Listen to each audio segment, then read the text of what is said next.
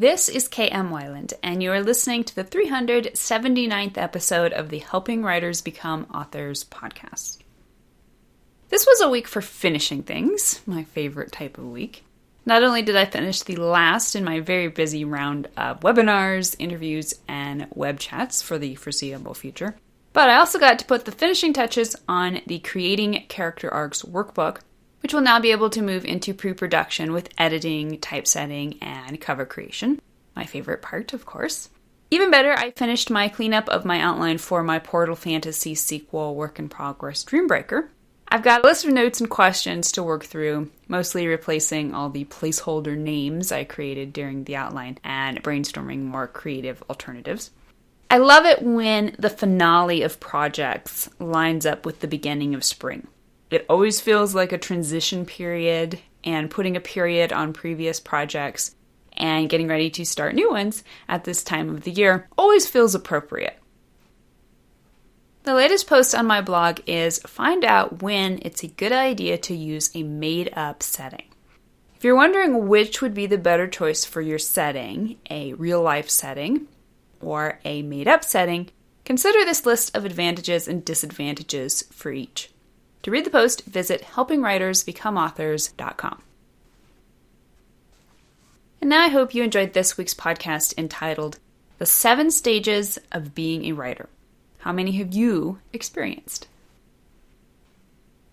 If life is a journey and writing is a lifestyle, then we know writing itself is not a destination, but a discovery.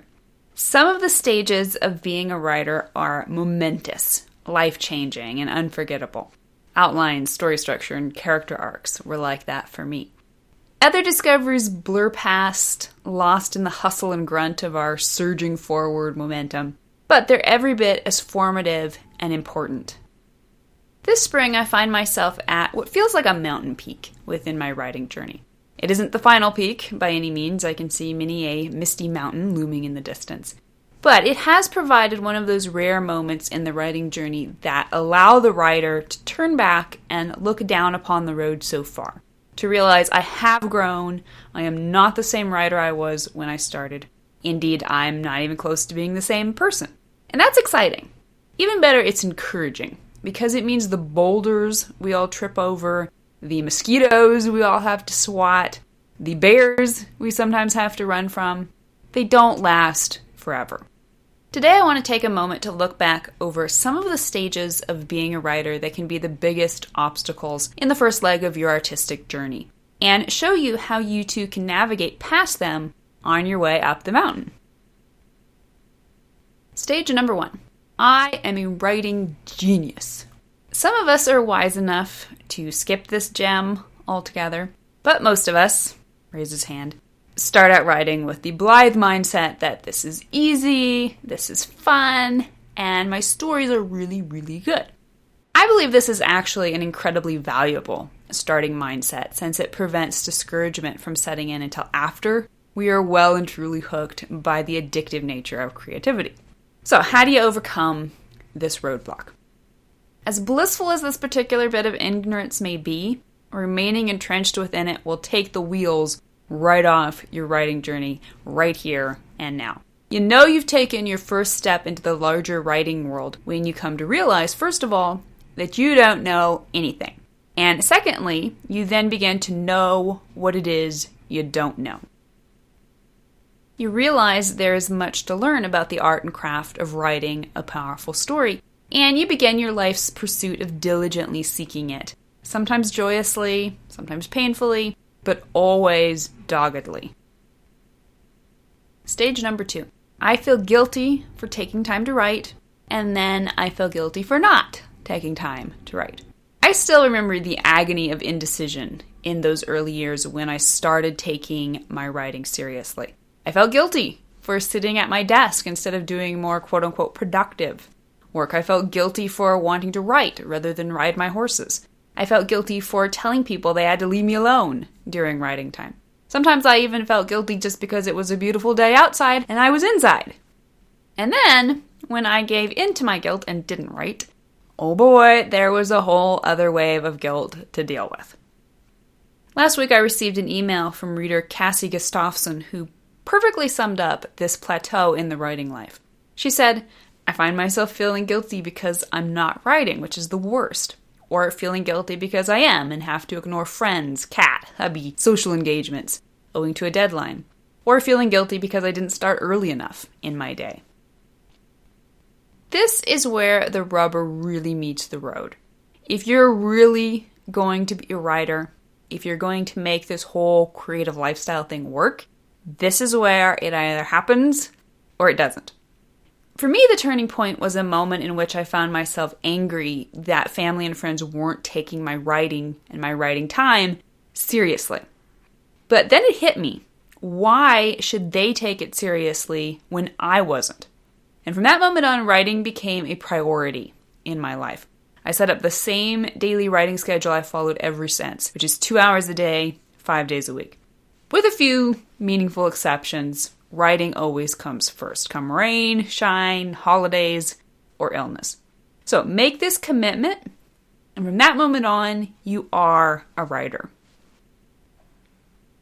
Stage number 3. Maybe writing really isn't worth it, and I should quit. So just because you're now a writer doesn't mean this gig is suddenly going to be easy.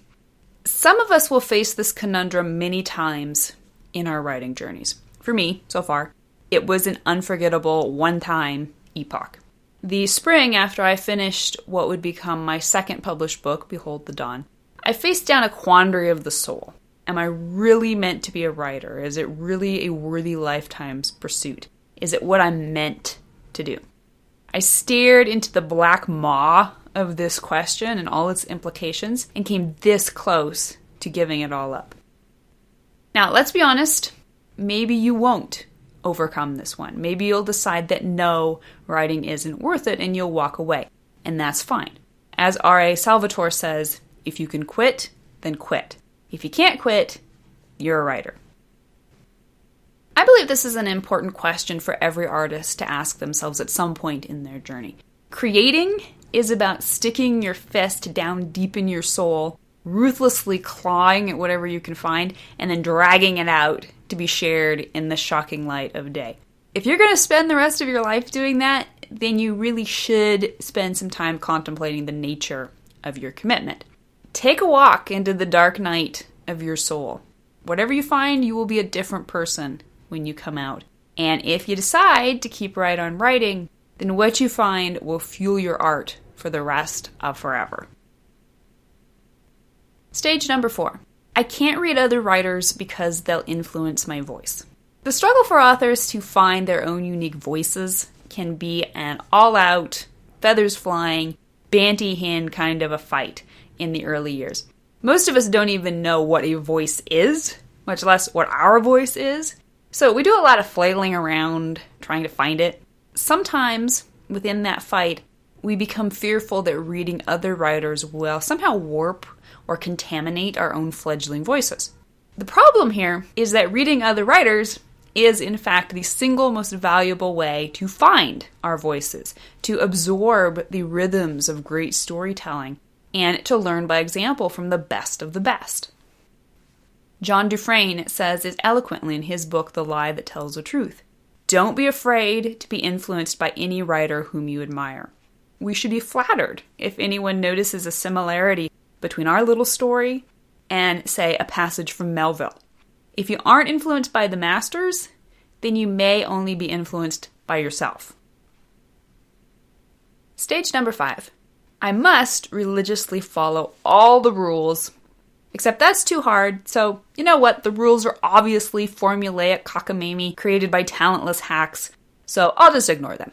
Phew.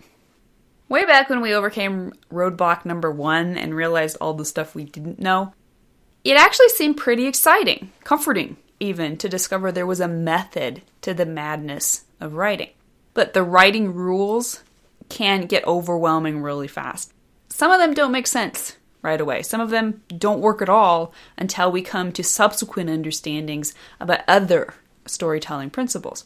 As a result, many writers seesaw back and forth between obsessively observing all the rules to the absolute letter of their perception, and then getting frustrated, deciding art isn't supposed to be governed by rules anyway, and chucking them all out the window. If you follow me on Facebook and Twitter, you've probably noticed that on Wednesdays, I always share a post from the site's archives. I started with the blog's very first post and have been slowly working backwards post by post through what has become a very large backlist. I'm quite happy to say I no longer agree with everything I wrote back then, which is why a number of posts have been deleted or extensively rewritten. One of the subjects I've decidedly changed my views on with time and experience is the value of the rules, which is to say the foundation of established wisdom gleaned from centuries of humanity's storytelling. I love the rules. Indeed, this entire podcast is devoted to sharing those quote-unquote rules. But with time has also come the equanimity of approaching these rules from the larger understanding of where they apply, where they don't, and where it's okay to experiment. In short, this isn't actually a roadblock you overcome. Stick with those rules. Keep digging away at your understanding of the bigger picture. And eventually, their importance, I might even call it kindness, and their exciting possibilities will put to rest both the obsessiveness and the frustration. Stage number 6. Other writers are getting all the breaks, and it makes me sad, depressed, jealous, angry. The art of writing is uniquely suited to make us feel unworthy. Not only are we bearing our souls on the page for everyone to gawk at, we are also working in a field in which monetary compensation is decidedly the primary yardstick for success. What this means, of course, is that in the early days, when we're not making any money, getting any publishing deals, selling any books, or otherwise getting anyone to pay any attention to us whatsoever, we will almost inevitably fight the little green-eyed monster as we watch many, many other authors reach the milestones we aspire to. The first thing you must do is come to peace with your own priorities and your own explicit definitions of success and failure. Do not judge yourself by someone else's yardstick. Understand what you want to achieve with your writing, and more importantly, why.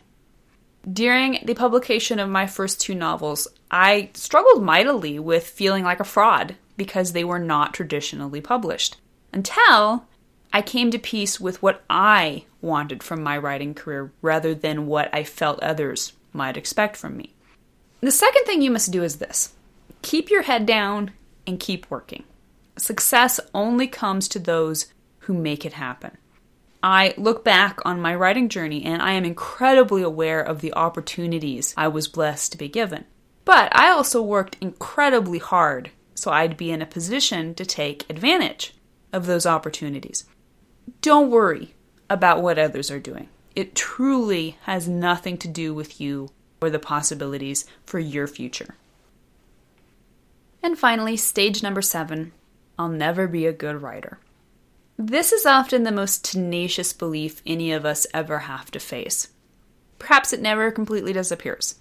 We could fill a book with beloved quotes from other writers, many of them acknowledged masters of the craft, about their own doubts, about their abilities, about their struggles with the simple act of getting words onto the page, about their depression when the stories they produced inevitably failed to measure up to the magic in their heads. We don't need any help doubting ourselves, but we get plenty of help anyway. Brutally honest critique partners and editors leave us sitting dazed and wounded, staring at the litter of track changes in our manuscripts. And then the book comes out and the reviews start coming in, some of them positive, but many of them candid, angry, even cruel. And you well remember these comments far more than the positive ones. It all hurts. And what hurts most of all is the dark belief down deep in your heart that it's all true. What you have to do is just keep writing. The reason it hurts is that it is true, whether to a small or large measure. In the beginning, your writing probably is pretty bad. Certainly what you wrote last year is likely to be worse than what you're writing this year. What is absolutely true is that you will never be a perfect writer. But you're getting better, With every word you write, you are getting better. And I can promise you this, as time goes by and you increase in your understanding of the craft as a whole and your own body of work in particular, the sting of harsh critiques and bad reviews will wear off. I used to get the shakes and a sick feeling in my stomach whenever I found a negative review of one of my books on Amazon. What if it's true? But now I can glance at them, accept the person's right to his opinion, perhaps even grin in amusement, and forget about it almost instantly. At this point in my writing journey, I am no longer dependent upon the good opinion of others for my validation as an author or a person. It was a long road to get here, and indeed the road continues on, but it was worth every difficult step along the way. Keep walking, keep writing.